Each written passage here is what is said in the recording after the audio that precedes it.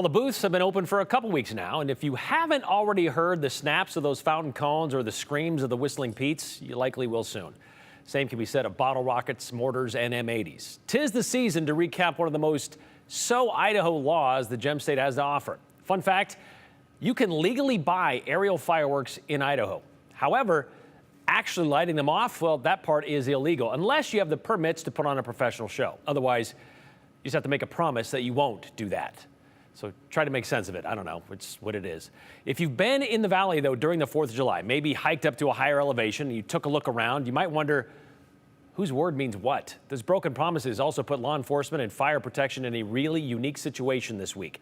So before we start to get all those text messages about why your neighbors are allowed to not follow the rules, Joe Paris explains the balancing act between public safety and the annual response of our first responders.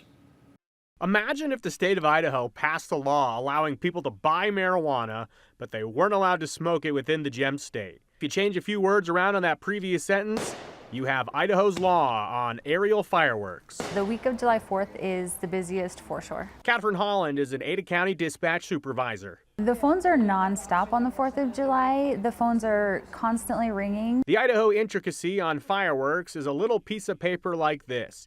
Idahoans can go buy aerial fireworks, but they must sign an affidavit saying that they will transport them outside of the state to use in a place where local, state, and federal laws allow it. But why can't you just set off aerial fireworks in Idaho? We did 25 fires last year just on 4th of July. Normally we have 2 fires a day. Yeah, the annual damage to the community is a key piece.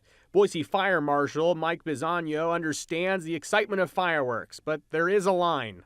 Safe and sane fireworks we're fine with, but it's normally it's the illegal fireworks that cause us the most trouble. Just take a look at the night sky on the 4th. Imagine all the calls into dispatch across the valley. The radio is extremely busy on 4th of July, yes. But there is a major difference between an emergency and an annoyance. So we do ask you guys to call for life-threatening emergencies. If there's any calls with fireworks involving injuries or active fires, we definitely want you calling 911. But when you just have a firework complaint, we do ask that you call our non-emergency line. Law enforcement sort of has their hands tied on enforcing what is a misdemeanor for setting off illegal fireworks. The way Idaho law is written, agencies like Boise Police tell us if their officers do not witness the use of illegal fireworks, they need a witness to be signing on to a citation. And they have found that people aren't as willing to do that. And if they aren't, officers can really only give warnings.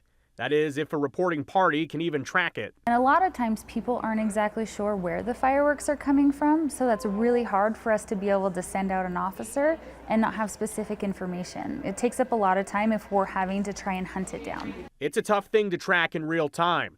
Good luck triangulating a neighborhood rocket.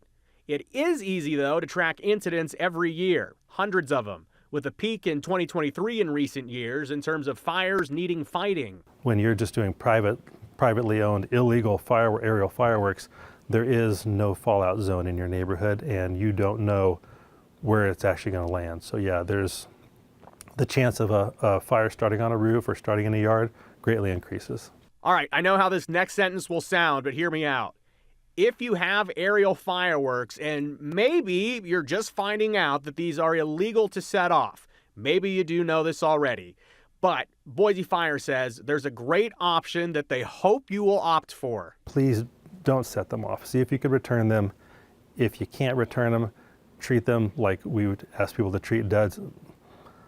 Soak them in water, throw them away after they've been soaked for a long time overnight. We understand that it's frustrating. So that's why we just ask for the grace from the public to know that they're frustrated with the fireworks in their neighborhood, but we're frustrated with the fireworks throughout the valley that are being set off.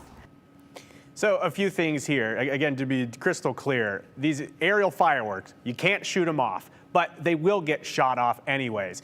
Dispatch is dealing with all the fireworks calls as well as everything else you can get on a 4th of July holiday. You can imagine there's a lot of alcohol drinking in the community that leads to all kinds of things. On top of all of that, Brian, there's also the fact that, I don't know, the regular things happen in the community. For example, the worst case scenario is, God forbid, that someone is having a heart attack and law enforcement and EMS are dealing with fireworks calls and they're showing up to basically nuisance. You're taking away resources. You really are. There's also another thing I just want to quickly touch on. My friends from Boise Fire pointed this out. There are folks that think, okay, maybe I'll go out into the boonies in Ada County, maybe we'll go out to the desert and we'll shoot off our fireworks there and it's not near any homes, it's a lot safer. Don't do this either, because that is how the wildfires start. That is how the rangeland fires start. I was listening to Rick's forecaster in the news at 4. There's going to be winds in our area this week. Things get pushed quickly like that. So look, it's the way it is here in Idaho. The law is what it is, but be smart. Illegals